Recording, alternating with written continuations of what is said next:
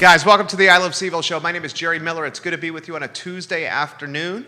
Thank you kindly for joining us. We're live in Charlottesville, across Albemarle County, Central Virginia, the Commonwealth, the country, and the world on the I Love CVille Network. Good news on a Tuesday afternoon. Dr. Denise Bonds, the director of the Blue Ridge Health District, let us know that Albemarle County leads the Commonwealth of Virginia and the percentage of the population with at least one COVID-19 vaccination. You heard me correctly. Residents of Albemarle County, number one in all of Virginia with at least one COVID-19 vaccination. Charlottesville is number 5. The city of Charlottesville, number 5 in the Commonwealth. Folks, Albemarle, number one, 58% of Albemarle County residents, 58% of Albemarle County residents have at least one shot of COVID-19 vaccination. 54% of people vaccinated in the city of Charlottesville. Again, Charlottesville's 5th. Thank you for joining us on a beautiful day, a Tuesday across Charlottesville and Central Virginia. We'll be joined by Steve Harvey, a good man, in about 8 minutes here on the show. A couple of items we'll get out of the notebook first before we get to the newly minted realtor, Steve Harvey, of the Denise Ramey team. Let's talk Goldman Sachs. Goldman Sachs today tells its team members expect to return to work on June 14th, a Monday. JPMorgan Chase, the largest bank in America, last week its CEO, Jamie Dimon, said expect to return to work at JPMorgan Chase in July. So the biggest bank in America last week says, my staff, its CEO says, my staff is getting back to work in July. Today, Goldman Sachs does a keep it up with the Joneses, and today Goldman Sachs says our staff's going to return back to work by June 14th. The trend is starting, and the trend will gain momentum. Mark it down. Finance is going to lead that trend, and from there, we're going to see it go to other sectors of business. A couple of other items I want to get out of the notebook. Dividends seem to be back. I'm going to talk about this with Alex Urpí, our second guest, at about 1:10. But here's the snapshot. In April 2020, 24 companies in the S&P 500 reduced or suspended their dividends. More suspensions came later in the year as companies had the uncertainty in the cloud, the dark cloud of COVID-19. 1 year later, which is today, the opposite has happened. 33 companies in the S&P 500 announced dividend increases, none announced a dividend decrease, and none have suspended dividends. So we'll talk about dividends and the return of these payments with Alex Urpí in the 1 o'clock hour. And then three other items before we get to Steve Harvey. PVCC says in today's Daily Progress that there's going to be no tuition or no fees for students in the fall or spring semester. No tuition and no fees for students in the fall or spring semester. A three-credit course costs about $500. If you take 15 credit hours per semester, it's about $2,500 at PVCC. If you're able to maintain a 2.0 GPA or better, and you live within the Commonwealth of Virginia, you can go to the PVCC for free for the fall and spring semester. That is good news. Good news. And then two other items. The lights are back on at the Stonefield movie theater. The expectation is the Regal. I think it's a Regal. Is it a Regal at Stonefield, Judah? It is a Regal. Is opening very soon at Stonefield. And lastly, I was asked this question yesterday. What is the most competitive business category in Central Virginia? It may be real estate. It may be restaurants. It may be gymnasiums. So perhaps for those that are wondering, what are the most competitive business categories across Central Virginia? I'm going to say it's one of those three. I get this question asked a lot. Realtors, restaurants, coffee shops, and gyms. Those are the four most competitive categories of business that I can see in Central Virginia. There are a ton of realtors in the market. There are a ton of coffee shops in the market. There are a ton of restaurants in the market, and there are a ton of boutique gyms in this Central Virginia market. So, folks, a lot to cover so far. We'll talk housing here in a matter of moments with our buddy Steve Harvey. He has a lot of perspective to offer as an Albemarle County resident and as a gentleman of Central Virginia and as a real estate agent. We'll talk vaccinations. We'll talk his new career. We'll talk the State of the Union for Albemarle with a good friend of the program. Why don't we go to the studio camera, Judah, and let's welcome Steve to the show. How's it going, Jerry? How are you? Long time no see. I miss doing this. Yeah, it's same. a lot of fun. We enjoy having you here, Steve Harvey. Before we talk Albemarle County and the State of the Union, how about the introduction to everybody with the new career that's going on? Yeah, that's right. Which one am I? Here? Right here. Okay. So I met Denise when I was running for office, Board of Supervisors, a couple years ago, and she was awesome. Denise Ramey, her shop is over there by Harris Teeter over in Crozet. And everybody had great things to say about her, and she really liked my mindset regarding local politics, you know, reduce regulations, more freedom.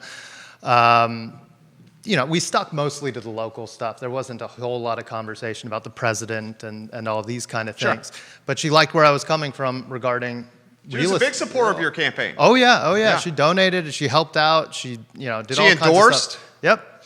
And then when Denver Riggleman was leaving office, I decided not to continue pursuing a position with Congress at that point. And I started reaching out to all the different people who said, you know, you'd be great to do this, great to do that. And I talked to Denise, and she said, look, with your connections and your personality and your gregarious nature, just meeting new people, like, you'd be great at doing this, and you should go get your license. And here we are. The next day, I went and started taking the online class, and I kind of stuck to it pretty well. Not stuck to it, but I mean, I flew through there, passed the exam right away, first try, and most of it was natural to me. I have a business degree from Notre Dame. I took business law. This stuff is at the forefront of your mind if you're talking about local regulations in Albemarle County for the previous, 4 years. Right. And we had just built a couple years earlier in Albemarle County. In Crozet, right? No, we live up off of Frays Mill Road. Okay. So up in just before you get to Greene County. Okay. And I had been through the rigmarole of doing the regs, trying to get the permit for the house, trying to figure all this stuff out. And through that process, I've become sort of a miniature subject matter expert on Albemarle County.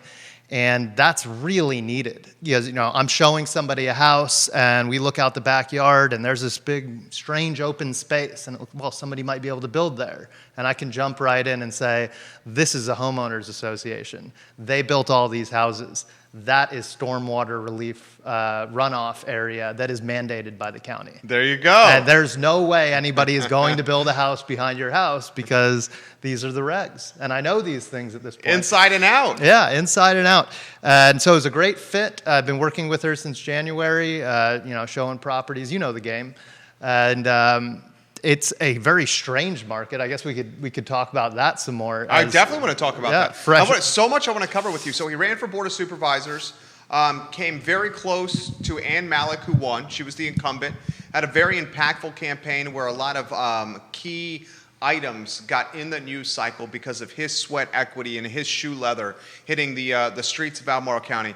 Let me throw this to you with an open-ended question, and then we'll unpack a little more.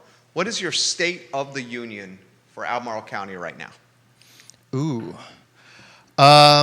It'd be different if I wasn't doing real estate. Real estate makes it feel not dire, but very unusual across the county. If you're really injected into the market and watching what's happening, a lot of people want to move or move in or change a location, and when that isn't something that you can do because there is no inventory or the price has jumped up so radically, it feels like something weird is happening. It feels like there must be people coming from all over the country and moving here, because otherwise this inventory wouldn't be like that. I'd like to talk at length about it, actually, because I have my own suspicions, largely surrounding construction of new houses.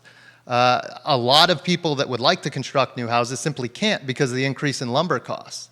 And I've heard explanations about why it is that way right now with a 400% increase some people are talking about. I thought it was for framing a house, it was more like 100% increase. To put it in perspective, a 2x4 before COVID was $3. 2x4 now is $11 and change. Almost 4 times. And what explains that? Everybody in America didn't build a deck in the last 12 months. Like, that's not what happened. I think this is what happens when you shut down the economy. When you shut down the economy for a lot of 2020 and you throttle supply chains and you keep people sitting on their butts getting free money from the government, you're going to have less folks ready to go back to work. You're going to have supply chain inefficiencies, and you're going to have connection issues. And I think this is what happens when you shut down an economy for 8-10 months. So I think that is completely acceptable. Mm-hmm. However, there's something deeper. A 400% increase speaks to something much larger. And I would say that it's a shift in the people across the United States. Okay. It's a shift of people out of D.C., out of Richmond, out of New York City. We saw in the middle of the pandemic, I believe it was 500,000 or 600,000 people had left the tri-state area in New York. And when that happens, all those people have to go somewhere new. Right. The supply chain for lumber. I've met with people that harvest lumber. I spent 4 years doing the 5th District, and we've got a lot of tree farms. If Sure. you go down into Buckingham, Campbell, the further south you go, the more tree farms there are. And I've talked to these farmers. They plant these trees planning on harvesting them in 15 to 20 years. If all of the sudden 600,000 people get added, just looking at New York, not even counting Detroit, LA, all across the country, all the major cities that had heavy lockdowns, Sure. people left because you simply couldn't live there. Right. Depending on what you needed, your individual needs, a lot of people simply couldn't. A lot of people were just uncomfortable with it. So they all leave. They have to live somewhere new. There aren't suddenly 600,000 new houses across the United States, and there's probably millions that were needed. Well, I'll just build a house. Okay. It takes 20 years to grow a tree. This is not explained away with, well, the supply chain was messed up, disrupted during COVID because people weren't driving trucks or people weren't at the lumber mill or this, that, or the other thing. So you're saying social human behavior has changed so dramatically that is an extra factor that is pinching this supply chain. It takes 20 years to grow that tree. Mm-hmm. So even if there was small disruption or even large disruptions within the distributing this lumber, that doesn't speak to a 400% increase in lumber prices. What does is there is no more lumber. That farm is still not taking down those trees, even though demand went way up. We might see in 20 years a huge increase in the amount of lumber available because when Lowe's runs out of something, the computer automatically orders more. Well, sure. The free market is like that computer. And sure. They all go, lumber is 400.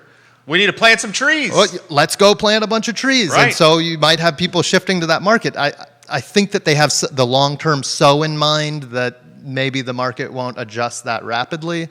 But I think that has more to do with it than the actual supply chain. Well, that is part of the supply chain. That is but the supply it's the 20-year supply chain, not the 6-month supply chain. That's the macro supply chain. And I'll give you this stat. The newly minted real estate agent, the man who knows policy and Albemarle County government inside and out. Okay, here's a good stat for you. Greene County sales plummeted 27% between the first quarter of 2020 and 2021. Homes sold in Charlottesville dropped 22% same time frame. Albemarle County fell by 14% in the same time frame. However, Nelson County, booming, 41% uptick. This time last year to this time now. Louisa County, 19% uptick in homes sold. Fluvanna County, 16% uptick in homes sold. Is this a direct result of Louisa, Nelson, and Fluvanna just having completely different price points than Charlottesville and Albemarle? Or what is this a result of? A lot of folks in your business call it drive till you qualify. So I would need to see the metrics specifically regarding the number of properties available to purchase. Okay. Because if you say that the number of sales went down by a quarter, like by 20% or something like that. That doesn't necessarily mean at all that the demand for houses in Greene and Albemarle went down, or in Charlottesville went down. It may simply mean that a disrupted marketplace, an increase in level of anxiety and concern among the people that live there, that feels like instability. I don't want to leave my house. I want to stay here. I know as long as I'm in this house, the government of Virginia is not allowing people to be evicted. And so I am going to hunker down. I'm going to stay here until this stuff blows over, and then you'll see some of that liquidity increase. Or that they're all watching as the price is radically increasing across the county, city, and state, and they're like, well, sell now, or do I wait another 6 months and I'm getting an extra $20,000? I mean, look at the prices. They're going through the roof. Yeah, it's bananas. We put in an offer 3 weeks ago on a house. Had this lovely couple come from the Midwest, and they needed to buy a house in 2 days. And what do they do? 2 days? 2 days. And so I take them, we show them some places, and they want to put in offers. We put in an offer $50,000 over asking price on a $400,000 house. Jeebus. We lost. We didn't even get a call back from the agent. Oh my gosh. And I'm telling them, look, I know how to negotiate. You're not calling them every 15 minutes to see if they're going to take your price. You give them some time. They need to consider this. Well, the next day, I'm still not hearing from them. I went $50,000 over on this house. Call them up. Hey, where are we at? What's the what was client the winning thinking? offer? $100,000 over asking price. Stop it. And they bought it without even seeing the house. No. They bought it with cash. In Albemarle County? In Albemarle County, without even visiting. They looked at the virtual tour. They bought it sight unseen for cash. We couldn't possibly compete. When I talked to the clients, they're like, well, you told us. I would never recommend you buy that house for $100,000 over With because sight unseen. you're going to be leaving. You're a military family. You're leaving in 2 years. You'd be losing $50,000 because it's not worth $500,000. Right. In this market, maybe $425,000, but you were urgent. You only had 2 days, so we went a little over that. You're paying a surplus because you don't have the convenience of time to wait it out and find something more reasonable. So we went a little bit over because we were aggressive.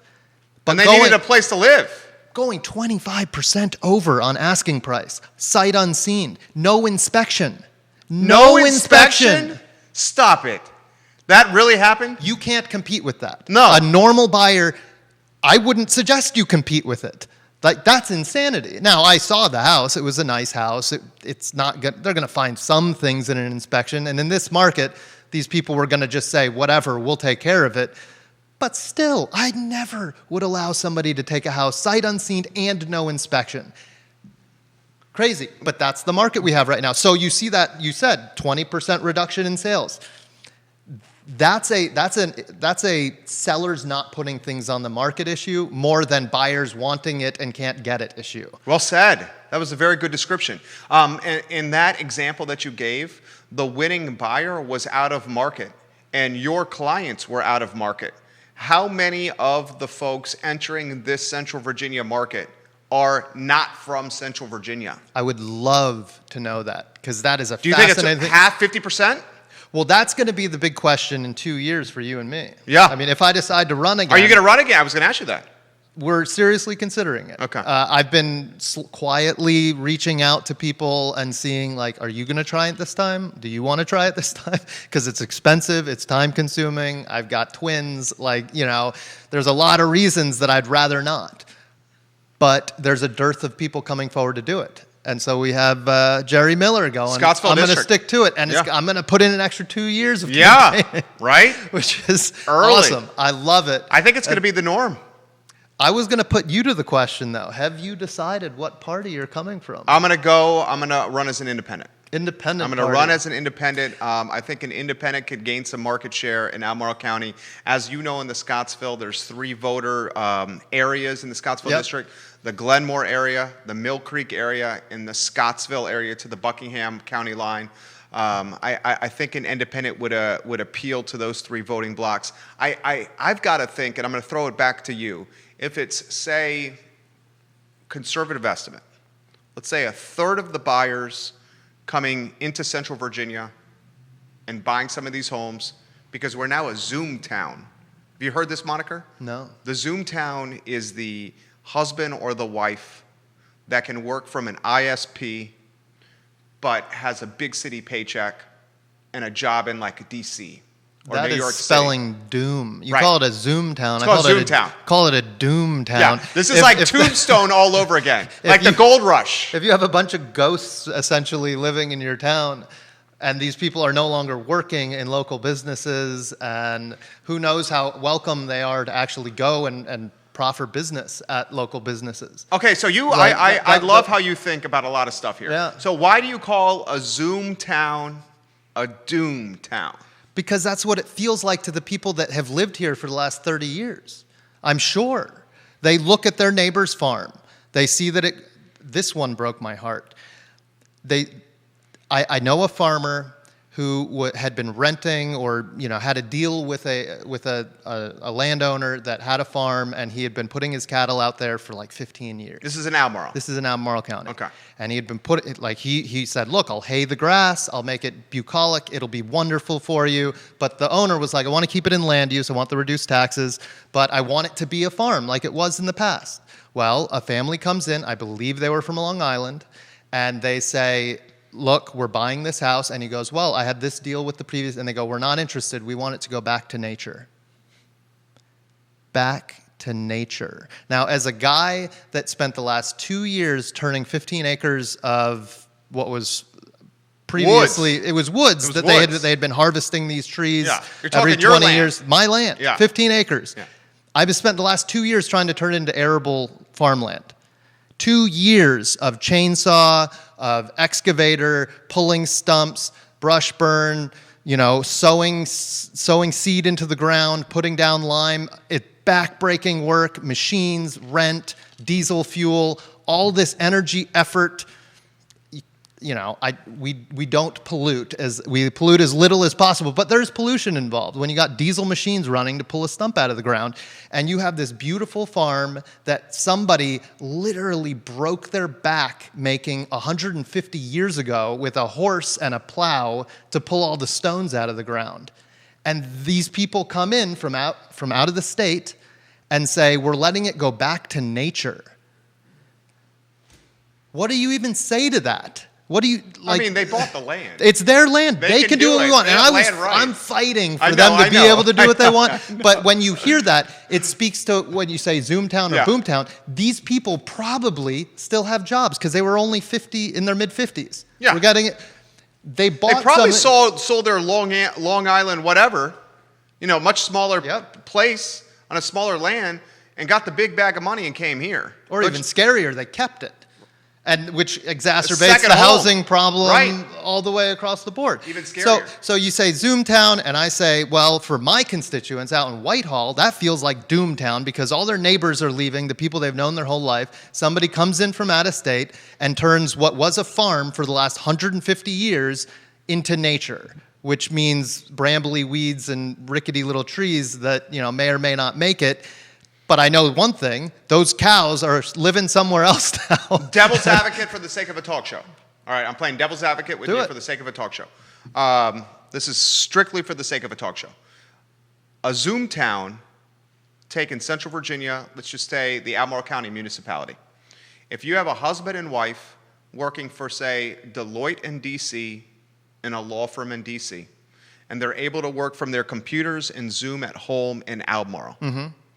They buy a house for an obscene amount of money. We see it happening. Buying these homes and driving up the values is good for the municipality from an assessment standpoint, from a tax revenue standpoint. Okay. Second item, for the sake of a conversation.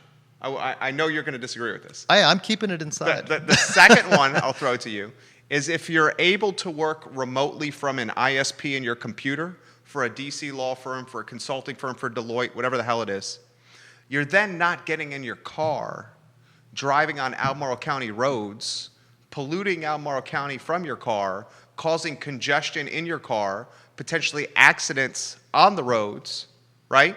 Wearing down the roads, wearing down the infrastructure, and then driving home. So in some ways, a Zoom town and the workers that make up a Zoom town cause less wear and tear on the municipality, and in some ways drive more tax revenue for the municipality. Okay. I would say, just right out the gate, that when I was running for office, I was running against the first concept you brought up was a primary driving force for my bid for candidacy. Okay. Unpack that for me. Driving up assessments is not even close to one of my interests when I was trying to represent these people, because we have 6 people on the board that it appears that is their primary concern. Because by limiting the inventory or limiting the developable area, you're saying that appears to be their focus. No, based on all of their actions. There are always new programs, there are always increased tax assessments, and there have been tax percentage increases consistently despite us having more revenue than the county demanded. And yet, there's always a new increased tax assessment, there's always increased taxes. There's never any pulling back. It seems like running this county like a business. Like it's supposed to be a growing business, rather than an agency to keep people safe, and an agency that's supposed to keep the roads, serviceable, and the few minor things that the few critical but small things that the county should be doing. And they have expanded it to we do everything. We handle everything we can do, we get our hands on. And driving up those assessments, increasing the amount of tax base, increasing this kind of element of our society, our government, the place we live, is not what all the people were calling me to run for. It was the personal freedom element. It was I want representation that knows who I am, that understands where I'm coming from, when we have 0 out of 6 that currently do. Because they're coming from a larger government perspective. My opponent last time, she spent time in Boston. Ann Malik. Ann Malik said, I saw what they do in New England, and I wanted to bring that government here because I thought they did a great job. Now, I think she was talking about a specific element of it. Maybe it was the people coming to the town hall. But I thought it painted a much better picture. Just to take her at her word. You saw how it runs in New England, and you wanted to bring it here. And the people here, the ones that were talking to me, said, no, that is not what we wanted. We wanted to keep it small. We're not interested in you running on, I can get us more tax money to give you things. It was, no, we have enough things. We're not using all the things that you're already trying to give us. But if we don't find new tax sources, real estate will always be the primary way or the top way we pay for the municipality. Just stop making new programs. Like I've said, we're running a surplus on revenue in this county. We have been for a decade. And yet there's more programs every year. Give us an example. Example of more programs? Yeah. Go to the Board of Supervisors. Go to the Board of Supervisor meeting at the end of the year, and they'll have their wish list. I don't have it in front of me. I'm not prepared for political speech. Sure. But when I was running, I had the whole wish list. It was about 15 items long. It gets longer every year. And at the end of the year, when they look at the revenue, they take a look at how much money they have left over after they paid for all the things the county actually needed. And then when they see that they're $2 million, $5 million, $7 million over the required amount, they fund their wish list of projects. And it's not stuff that you would normally think about. It's parks that nobody uses. I don't have the list in front of me, unfortunately. But when we start actually having this conversation in earnest, we'll have the list and we can go through it. Because it's not things that my voters were interested in. It's not things that most voters even know about. Nobody goes to these supervisors, especially now. Not especially now. Actually, this is one thing I'll give you about the Zoomtown thing.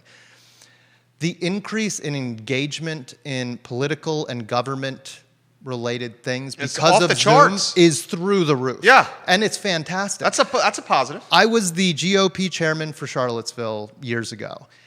We would hold meetings and 6 people would come.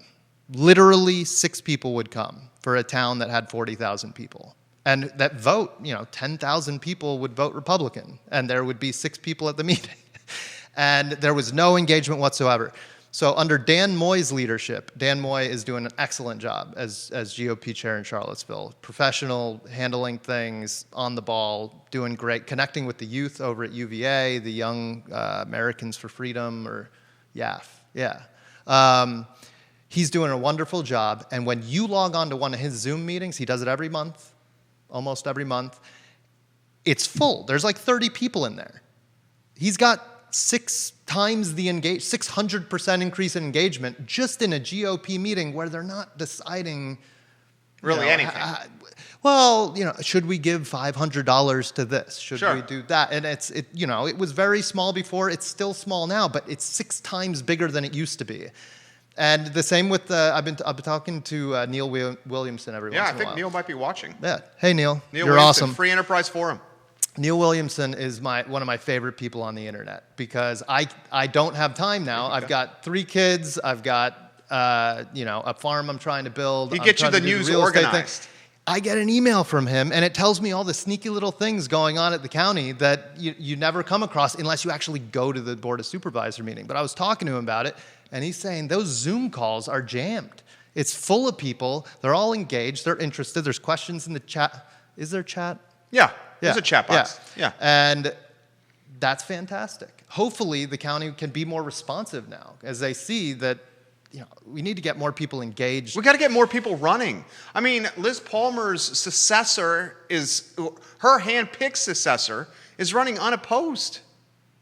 What is it? Diantha McKeel, isn't she running unopposed? It doesn't surprise me. Ned Galloway, I believe, is running unopposed. Yeah.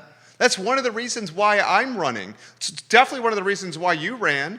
Free market guys, having multiple options holds everyone accountable and brings out the best version of every candidate. Yeah. That's how I see it. There's no other way to see it. Right? Hell, I would love to see 3 strong parties, Steve. I would love to see 3 strong parties. Wouldn't it? It's just I've said so many times on the show, and I'll throw it to you, I would love to pick your brain on this, and I do have Alex Urpí coming up in 6 minutes. Okay. He's the CEO of Emergent Financial Services. My political ideology, and you've got me pretty pegged, okay, does not really line up perfectly with either party. Like, I'm fiscally very conservative, but socially very liberal. And it seems the 2-party system, they're almost caricatures of their former selves. That's something that I've been struggling with. And I would recommend anybody who feels that way, including you, go read Democracy in America. Okay. From cover to cover. Okay. There's some stuff in there that, I will not endorse. He had some very interesting views about Native Americans and some other stuff. However, it was content that was pure. He was just saying what was on his mind, what people of the day thought. And one of the big eye-opening things was him talking about the political process in America as being the strangest. He came from France, and he was, it's Tocqueville. And so he's looking around at America, and he goes, "It's insane. It's almost as if there's a civil war about to start every November, and then by December, the war is over and everybody goes back home." And the slander and the lies and the manipulation. Basically now. It's exactly the same. Yeah. This might just be an American feature of politics. Maybe it was quieter in the 80s and the 90s. Maybe it wasn't. Maybe because we didn't have social media. Maybe the stuff just didn't come out. But if you look at somebody from over 250 years ago, almost 200 years ago, actually, right around 200 years ago, came to America, sees stuff, writes it down, and I feel like I'm reading something in the newspaper today about all the lies and slander and the horrible thing, somebody calling somebody else a hermaphrodite, like just across the board, just the slurs going everywhere. Some stuff with Jefferson, too. I don't remember the details, but it was Jefferson and Madison, one of the two of them. They were claiming that he was some bigamist or something. I don't know what it was, but that was when we think of these people as pure and, they were just speaking philosophy and they were trying to get the right. No. It was dirty. It was a mud fight, in the pigsty. That's how it used to be. It's still that way right now. Might just be a feature of American democracy. I don't know, but So are you gonna run the Whitehall District? Depends. Like I said, I am actively pursuing somebody that can do it better than me. Okay, you want to reveal that person's name? No, I'm pursuing if I can find somebody. So you have not I have identified. not been able to find somebody So yet. if you cannot identify someone, you will run again. Hey, if somebody wants to come forward and take up the mantle, I will back you. In the Whitehall District. Yeah. First, I'll debate you. We'll go before the ACRC, and I'll debate you. And whoever wins, I'll be your chief of staff. I will help Your you run your campaign manager. campaign, Yeah. whatever you want to do, because I want it. It's Whitehall is mine. You think Malik's going to run again in 2023? I don't see why she would not. Do you agree with that? My honest opinion is that by the end of the last process, it seemed like she had less gusto than when it had started. And Is that an age thing? I think that there was a lot of... Okay, so Ann ran unopposed for 12 years. And when you go that long of just having a secure position, and it's a respected position, Board of Supervisors, and you go unopposed for multiple election cycles, where there's nobody saying anything. Talking 3 terms. Yeah, nobody was jumping up and saying, you know, you're doing it wrong, you can't do this. If it was happening very quietly. It was just with her. And then all of a sudden you have some young buck jump in and go, with a gregarious personality. Yeah, there you right? go. And they jump in and they go, you know what, I'm going to take her to task on every single thing she's done over the last decade, and I'm going to ask questions about every single thing, and I'm going to talk to everybody that lives in Whitehall, and I'm going to find out every problem that they see in it, and then I'm going to vocalize those problems, and I'm going to demand that she put her word to, I won't do this, I will do that, I won't do this, across the board through all these debates and everything else. You get to the end of that, and that good feeling you had about being Board of Supervisor for the last decade erodes away quite quickly. Yeah. Your neighbors all of a sudden know that your idea was the rain tax. Nobody knew that, but it was Ann's idea that she brought to the Board of Supervisors. And I was happy to walk around and tell every person in Whitehall that was Ann's idea. An extremely unpopular idea. She was able to just not talk about it, because if you run unopposed, nobody to talk about it. I have a feeling, and we got Alex Urpí, we're going to get to you in 90 seconds. I have a feeling Steve Harvey is running for the Whitehall District. I have a feeling. Did you talk to the better half? Holding our hands up together at the end. Did you talk to your wife? I think my wife wants me to do it, but if we found... She said yes? She's all for it. She's watching right now. Yeah, so is she all for it? Is she all for it? Kate would be fully supportive of me to do it. However, I think if we found somebody that was better, that she would be all for that. Okay, tough question. Yeah. Can a Republican win a seat on the Board of Supervisors in Albemarle County? With Donald Trump not in office, maybe. When's the last Republican on the Board of Supervisors? Who was the last Republican?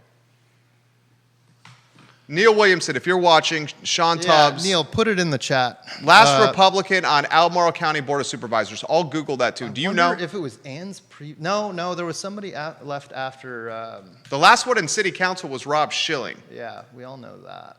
That's the easy one. Who was the last Republican on the Albemarle County Board of Supervisors? Anybody know? Is it Wyant? Was it Wyant? I mean, that's why I asked you the question. I mean, the previous guy before Ann, but that was 16 years ago. There's been somebody since then. Can a Republican win a spot on the board? You know, I was really curious. curious. Was it Rodney Thomas? That might. Was he a Republican? Can someone help us that's watching? Yeah. The last Republican Albemarle County Board of Supervisors. Can an R win in this county? Okay, so I think that it was obviously impossible when I last ran. Because you ran a hell of a race. We did great. We got 50% more than the previous conservative that ran in the Whitehall. 50% more votes. I know you did. That is a strong turnout. However, when you have a brand called the Republican Party and you have outside money coming in fighting against Robert Tracy, declaring that he is a Nazi, one of the least political people that you'll ever meet is Robert Tracy. Doing the good Lord's work as a Commonwealth's attorney in Albemarle County. No, there was almost, was there a single scandal in the 4 years that he would? I don't think so. The only thing was the Jason Kessler, he didn't get him in jail, though he wanted to, because there was no cause according to the judge. So they brand him as a Nazi. They spend an enormous amount of money, hundreds of thousands of dollars, putting that brand out about Republicans in Albemarle County. And then every Republican in the county loses, that's not massively surprising. Trump's in office, it was divisive. On top of that, enormous amount of money comes in the other side. That's why I was asking if maybe you were going to run Libertarian. Well, I think I would have better. I mean, I want to run to have an impact. But any candidate who says they're not running to win is lying. Yeah. Right? If you're running for office, especially at the local level where it's literally not about money, you're busting your ass, you're getting paid nothing, and you're doing it for 4 freaking years, and you're away from your family. Okay, so any candidate that's doing this at the local level, you want to make an impact, but you also want to win. I think with that out there, running as an independent, I mean, what's the Libertarian Party doing in this area? Barbara Lundgren's watching. She says Rodney Thomas was a Republican. Alex Urpí, who's our guest coming up here, we're going to get to you, Alex, says Thomas Jefferson, as Secretary of State, was using government funds to pay a newspaper man to attack his own boss, George Washington's administration.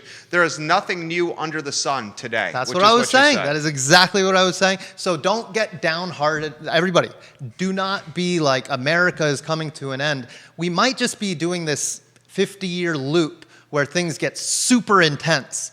And then they start to calm down when everybody realizes, oh, wait, there's a bunch of grifters out there saying the world's coming to an end. I think Vanessa Parkhill just identified the last Republican on the Board of Supervisors. I think it was Ken Boyd. Ken Boyd in the Rio District. The Rio District. He was a Republican. Yep. So that Vanessa Parkhill, you make us better on this show constantly. How about a final word for everybody? I'm going to do this again. I want to do this again with you. Every couple weeks. Definitely. We talk Albemarle, we talk real estate, we talk life. I have a feeling, I'm not going to speak for the man, I have a feeling this man is running in 2023 for the Whitehall District right here. I think you see his passion, and most importantly, he got the clearance from the better half, which from my perspective, that goes a long way. How about a final word for everybody? We might have to do a vote in my house now because we've got 5 people now. Your kids? The 2 boys are turning into total hellions, hellions for God. They're good, they're amazing kids. Your 2 boys vehemently oppose the rain tax. Well, their favorite word is no now. So if I really don't want to run for office, I can get them to just say no all the time. No. Final word is this. I am loving working in real estate now. I think that it's going to be a great career. I think that it opens up the availability to maybe run for office someday because you have a free schedule and you can do what you please. Yeah. And if you need help out in the rural parts of the county, I've made that my special interest, especially out in Whitehall, Western Albemarle. I'm showing land, I'm showing houses, residential, more rural, and I'm happy to help anybody out who needs a hand. Shoot me a Facebook message or anything like that. Stay tuned. Jerry's awesome, and I'm going to be back on here, and we're just going to keep on talking. I'm going to text you. You did a great job today. Hey, Jerry just texted me at first thing in the morning. Hey, come on the show. I'm like, what? About what? And he's, And we spent 25 minutes having a good time. Things that you do. Okay, I'm here. Hey, I'm seriously going to keep texting you. All right. I enjoy chatting with you. I like your energy. I like your commitment to Albemarle. I like this career you're starting. I think you're going to be successful in anything and everything you do. Thank you for joining us today. Sincerely mean that, Steve. Yeah, here we go. There we go. And we'll hug it out. There we go. We're hugging it out. See you, Jerry. I like it, Steve Harvey. You have a good one, dude. Steve Harvey, boys and girls. There we go. There we go. Love. That's right, Steve Harvey. Thank you for joining us, my friend. We'll get to Alex Urpí here in a matter of moments on the show. That was Steve Harvey, guys, of Denise Ramey real estate team. And now we have Alex Urpí on the line, Judah Wickower. Alex, that was a lively interview with our friend Steve Harvey right there. It was indeed. I just wrote in there. Very fun conversation and informative, too, I think. What stood out from you? Before we talk some finance, what stood out from you with the interview with Steve Harvey? Very interesting. So I don't think I caught the whole interview, but I caught the part. I came in when you both were discussing the Zoom Town versus Boomtown. Just very interesting to me because I think sometimes we do get a little lost in that we all value economic growth, but I think sometimes we can be tempted to forget that there are costs to that. In other words, the changing nature of how you get that growth. Do you get the growth by, what I would call the merger and acquisition route of, just bring in a bunch of very large companies who will bring in people from outside Charlottesville. They will spend money and you grow that way, but that changes the nature of where you live as opposed to maybe a different path of growth saying, what can we do to make people who live in Charlottesville already be more successful and start businesses? So I think just two very different paths, and sometimes I think it's easy to conflate them and just think, well, growth is growth. Well, because you're saying if it's the growth that's tied with major employers coming to the area and then bringing employees from outside the area to move to this area, then those outside employees start buying up the housing, start making the community more wealthy, more homogenous, and start taking away the diversity from the community we're talking about. Is that what you're saying? Yeah, just in the sense of, I mean, housing, and plus, remember, you're sort of relying on the trickle down to really, because if a company's coming in and is bringing in outside workers, well, the outside people are the ones who are getting paid with the jobs from the new company, not people who are already living in Charlottesville. So your impact, what you're sort of bargaining on in that case is the impact of people coming in and now spending money among businesses that are already here. Is that worth the additional A, strain on the infrastructure, and B, housing prices rising, rents rising? So there you have to have a balancing effect, because there are costs to that. It's not just as simple as more people means more money to go around, means everybody makes more money. Well, it's not a direct connection. Alex Urpí, our guest, guys, he joins us on Tuesdays, the CEO of Emergent Financial Services. His show, along with the very likable Xavier Urpí, is Thursdays at 10:15 a.m. on the I Love CVille Network. Stocks are under major pressure today. The NASDAQ is down right now 2.5%. The S&P's down.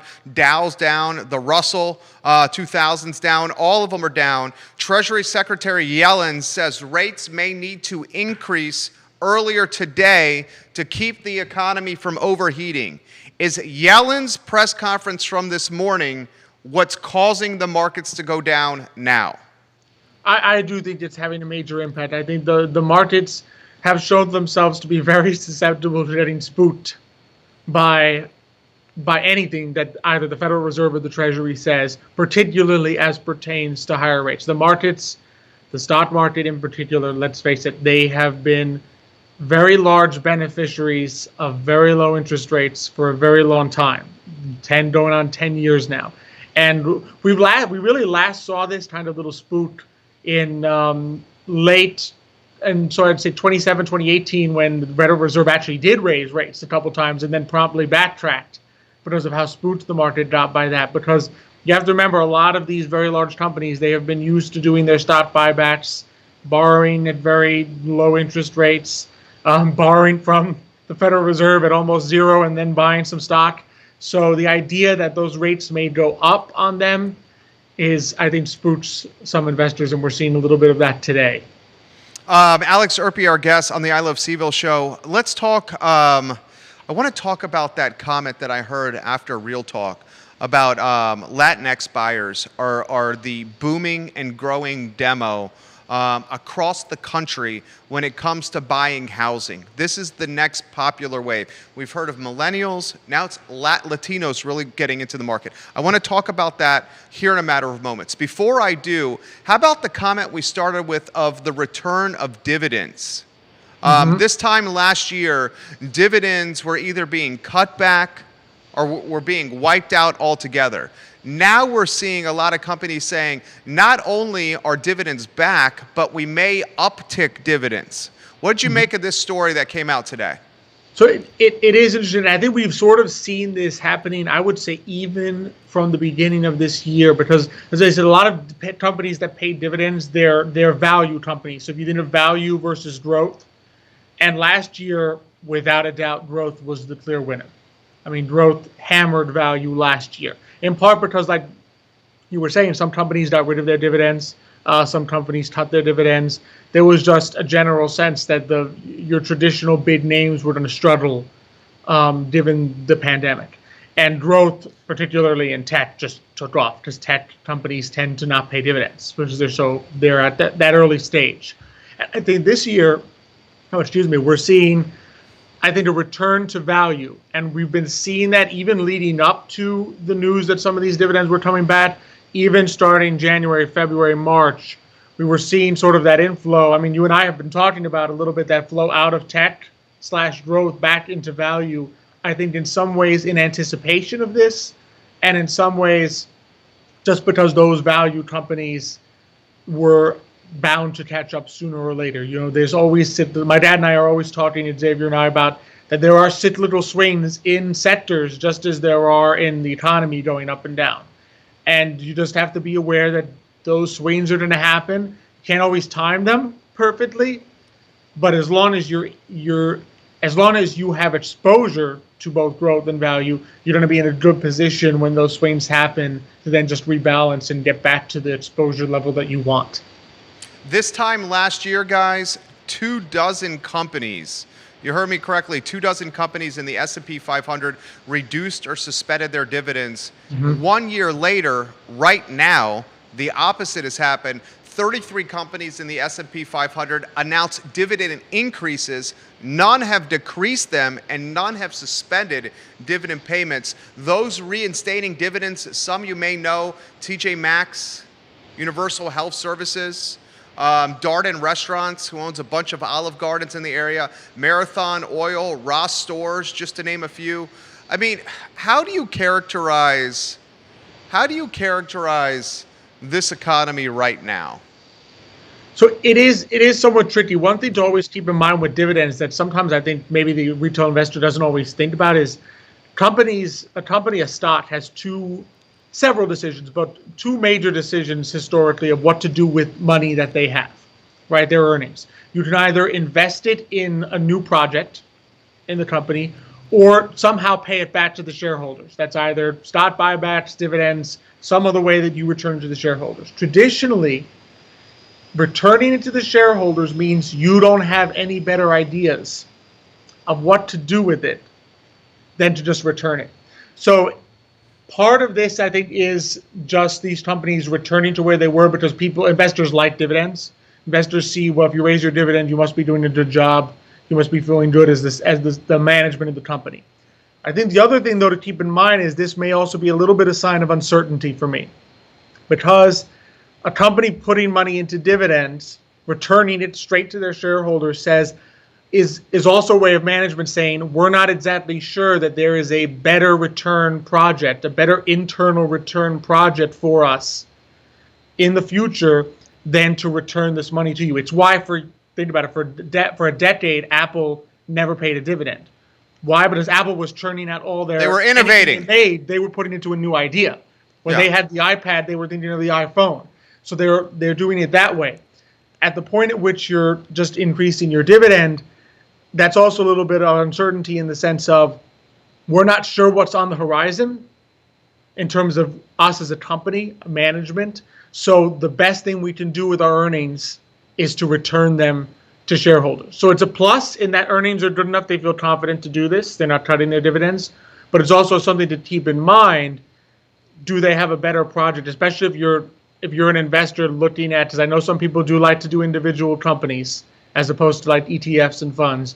But if you're an investor looking at individual companies, always important to sort of keep in mind and think about, is management telling me with this move that they don't have a better idea than just to return money to the shareholder? The dividends don't appeal to me as much because I'm a younger investor. I mean, I have a lot of runway in front of me before my retirement. But folks that are at retirement age or who have already retired, dividends in a lot of ways is how they pay their bills, and they can they can account for it or budget for it. I almost see it, and I learn from you, so I'm asking you this from a learning standpoint. I almost see that these companies saying, look, our dividends are back. We're not scaling them back. In fact, we're increasing them this year as a way for these brands and companies to create some confidence with their investors and saying, you can keep your money with us. We know you count on this for paying your bills, especially the older investors. Believe in us, have trust in us. Oh, absolutely. Definitely in sentiment of investors, people do tend to look at dividends as when the dividend goes up, company must be doing well. Dividend goes down, company must be doing poorly. And I think you're spot on. When you reach a certain age, when you're beginning to approach, maybe not approach retirement, but it's starting to be 10, 15 years out as opposed to 20, 25, 30 years out, you do want to begin to shift, because especially in the environment where we're in, where bonds are not giving you the interest rate, the yield. No return on bonds. There's no return on bonds. Yeah. So dividends somewhat replace that in the eyes of many models and in the eyes of many investors. It's a good way for people to get that 2 to 3% that you used to be able to get from bonds, but is now much more difficult to get from bonds. And you're still investing in companies that, even though it's a stock that you somewhat trust not to vacillate too much. There's not going to be too much volatility in your dividend aristocrat that's been paying a dividend for 15, 20 years. So, but you're also correct that when you're on the underside, you're looking for I want growth rather than dividend paying. Right, exactly. That's how I go about it. Two more topics I want to throw to you. We talked about this last week, and we both predicted this was going to happen. JPMorgan says 50% of the workforce comes back to the office in July. JPMorgan Chase is the biggest bank in America. Today, Goldman Sachs says everyone's coming back in June. Get ready and get your tails back in the office. So now you got JPMorgan Chase and Goldman Sachs saying get back to in-person. How much more momentum does this create? And the second part of the question is, and by momentum, does it create more of a keeping up with the Joneses effect? Mm-hmm. And does that momentum, here's the second part of the question, is that momentum tied to finance and not other categories of business? Is it restricted to the financial category of business? Very good question. Very good question. I definitely agree with the first part. Absolutely, yes. I mean, they always say, you know how they always say in the NFL it's a copycat league? Uh-huh. I feel the same applies in finance. And I think finance. It's a copycat world. In other words, one person does it. They look like they know what they're doing. I'm going to do the same. I do think we should be hesitant before assuming this goes anywhere other than finance. Okay. Just because I do think, I'm not sure this is a one-size-fits-all. I think there's a lot to be said, and Xavier and I have talked this over, and I told the story last week about when Bear Stearns, trading floor back in the day, went casual Friday and then reversed casual Friday because productivity was down. There's a certain energy to the trading floor. There's a certain collaboration that can happen in finance that my suspicion is JP Morgan and Goldman are seeing it's not there when people are not in person. So we need you to come back in person. Do I know that that's going to necessarily be the case for certain tech companies? Maybe there are some companies in different spheres where in-person collaboration isn't necessary to what they do. Maybe there are certain call centers that say, well, I don't need my customer service. I don't really care where my customer service rep is. They can be out of the house and not come back anymore. So I think it'll depend on the industry. What I do think is that the talk of commercial real estate being dead was somewhat premature. I think there is still going to be a place in certain industries, in certain sectors, for people to come together in an office and be able to talk things over. Jamie Dimon, CEO of JPMorgan Chase, says today to the Wall Street Journal, and I'm quoting him verbatim, quote, "I'm about to cancel all my Zoom meetings. I'm done with it," end quote. He also says this, Jamie Dimon, that clients told him that in the cases where JPMorgan Chase lost business to its rivals, it's because its rivals came and visited it in person while JPMorgan Chase bankers tried to do it via Zoom. And then JPMorgan said, that's a lesson learned for our firm. The last topic for today with the very large... Can I jump in sure, on that? Please. I think it goes to show you also, financial services, we think of it as numbers, and it is trust.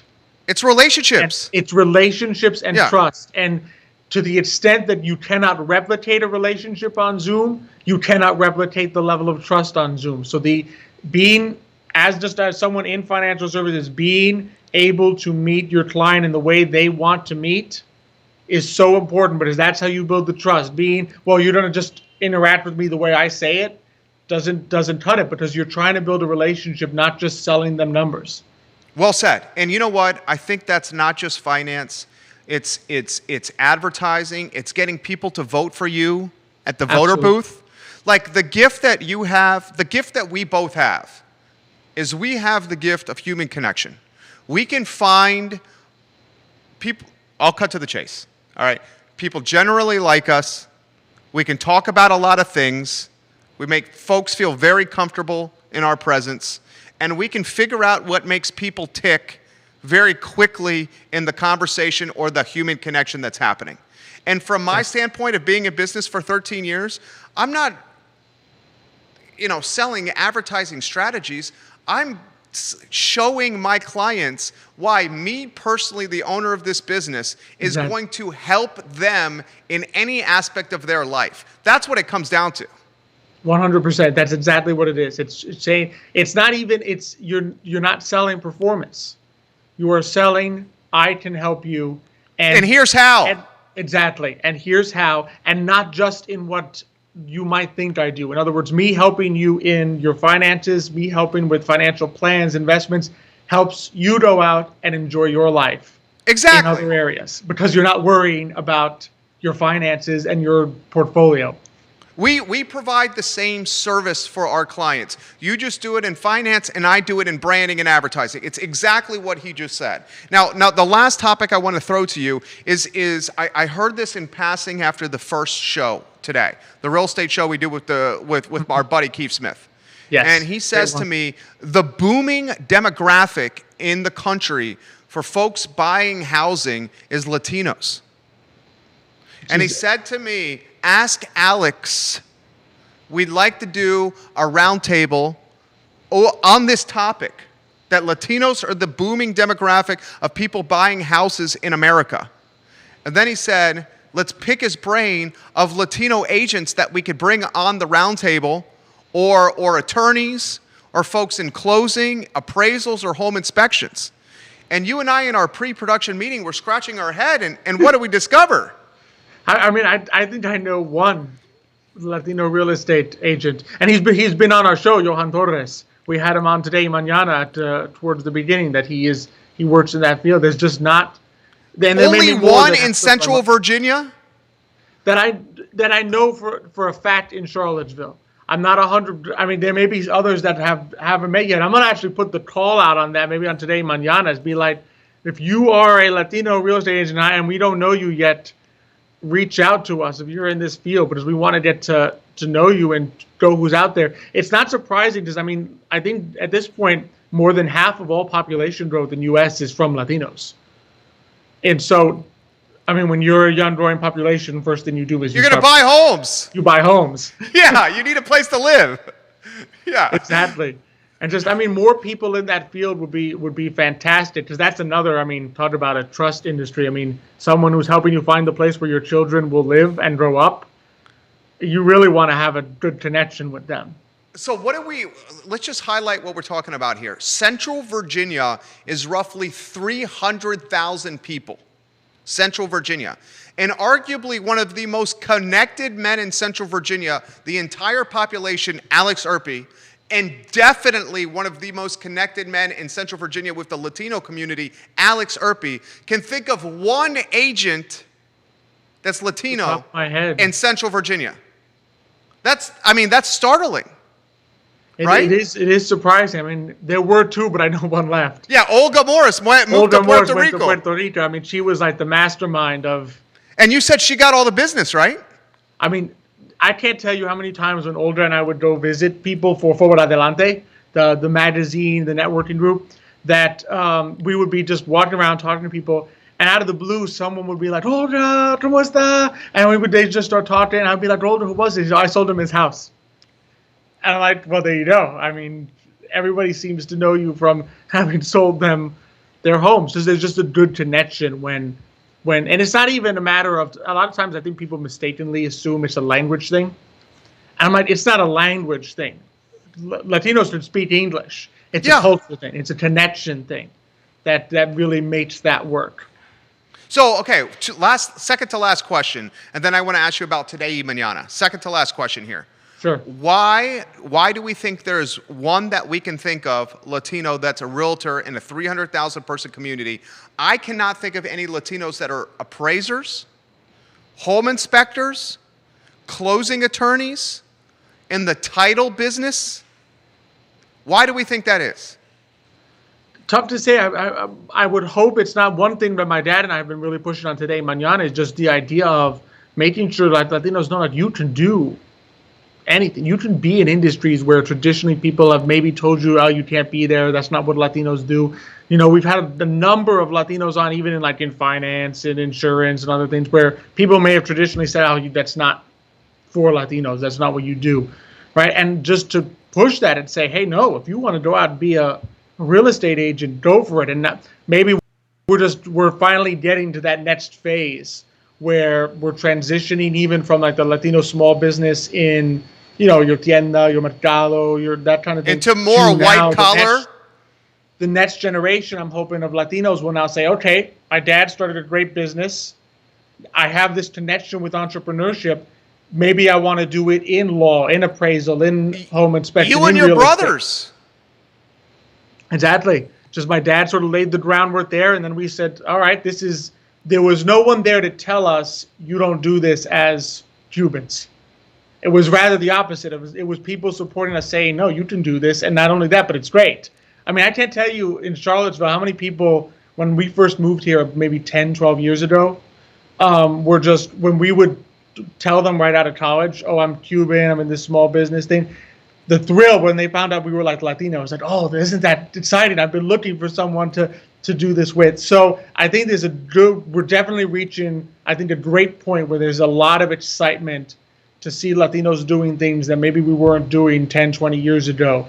And it just goes to show you that once you reach that, I think it will follow that there will be more Latinos in this business. I'm hopeful. I'm really hopeful on that. And maybe it's a matter, it's sort of on us to maybe go out there and see if we can find some of them. Maybe it's a question of marketing and connecting with them in ways that they're out there and we just haven't spotted them yet. I might put that on myself a little bit to go see if there are others that I haven't found yet. I think that's exactly what it is. And I think it's a matter of people like you and I saying the booming demographic of home buyers is Latinos, and there is only one Latino realtor in Central Virginia servicing this booming demand, this buyer demo. And if we put that out enough, I think the conundrum starts to get solved. In about 60 seconds, if you could, today y mañana, Thursday at 10:15 a.m., what do we got cooking? So we got a really exciting one. We have 4 guests, so it's going to be all about Latinos getting involved. Okay. So we've got Christine Nardi and Raquel Suarez from Center for Nonprofit Excellence. They're going to come talk to us a little bit about ways. There's a great new tool for Latinos really to get involved in a lot of different areas of the community, volunteering, nonprofit orgs, be on boards, that kind of sense. And then we're going to have afterwards Ravi Respeto from United Way, just what they're doing in the Latino community and ways for Latinos to get involved there. Just really, I want to make Thursday's going to be, I think, a big push from Xavier and I, just showing our audience, and especially the Latino audience, all the ways to get connected and all the exciting things happening with Latino initiatives here in Charlottesville and Albemarle. Amazing. Thursday, 10:15 a.m., Thursday, 10:15 a.m., Today y Mañana with Alex and Xavier. It's a phenomenal show. I may connect you with Keith. Absolutely. It sounds like you may be doing the Latino Realtor Roundtable on Real Talk because we have one and there's another open chair. So Alex Urpí might be on the roundtable.